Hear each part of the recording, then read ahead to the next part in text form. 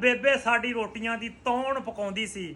ਉਹ ਖੁਸ਼ੀਆਂ ਤੇ ਚਾਵਾਂ ਨਾਲੋਂ ਜੀਆਂ ਨੂੰ ਖਵਾਉਂਦੀ ਸੀ। ਤੇ ਪੀੜੇ ਉੱਤੇ ਬਹਿੰਦੀ ਉਹ ਸਾਰੇ ਬੈਠਦੇ ਦੁਆਲੇ ਸੀ। ਕੱਚਾ ਸੀ ਦਲਾਨ ਸਾਡਾ, ਲੱਕੜੀ ਦੇ ਬਾਲੇ ਸੀ। ਉਹ ਜੀਆਂ ਨਾਲ ਵਸਦੇ ਉਹ ਵਿਹੜੇ ਭਾਗਾਂ ਵਾਲੇ ਸੀ।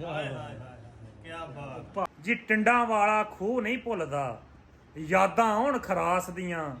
ਉਹ ਕਿਹਨੇ ਰੌਣਕਾਂ ਖੋਲੀਆਂ ਲੋਕੋ ਪਿੰਡ ਬਸਤੀ ਦੇ ਵਾਸ ਦੀਆਂ। ਤੇ ਉਹ ਏਸੀ ਪੱਖਾ ਛੱਡ ਕੇ ਰਾਵਾਂ ਮੱਲੀਏ ਬੋੜ ਦੀਆਂ। ਏਸੀ ਪੱਖਾ ਛੱਡ ਕੇ ਰਾਵਾਂ ਮੱਲੀਏ ਬੋੜ ਦੀਆਂ। ਉਹ ਪਾਣੀ ਛਿੜਕ ਕੇ ਤਾਜ਼ਾ ਕਰੀਏ ਮੁੜ ਕੇ ਛਾਵਾਂ ਬੋੜ ਦੀਆਂ। ਪਾਣੀ ਛਿੜਕ ਕੇ ਤਾਜ਼ਾ ਕਰੀਏ ਉਹ ਮੁੜ ਕੇ ਛਾਵਾਂ ਬੋੜ ਦੀਆਂ। ਉਹ ਕਿਸੇ ਵੀ ਗੱਲਾਂ ਮੰਨੀਆਂ ਨਹੀਂ ਐਸ ਮੱਖਣ ਜੱਟ ਅਦਾਸ ਦੀਆਂ। ਟਿੰਡਾਂ ਵਾਲਾ ਖੂਹ ਨਹੀਂ ਭੁੱਲਦਾ, ਉਹ ਯਾਦਾਂ ਆਉਣ ਖਰਾਸ ਦੀਆਂ। ਉਹ ਕਿਹਨੇ ਰੌਣਕਾਂ ਖੋਲੀਆਂ ਲੋਕੋ ਪਿੰਡ ਬਸਤੀ ਦੇ ਵਾਸ ਦੀਆਂ। ਬੱਲੇ ਬੱਲੇ।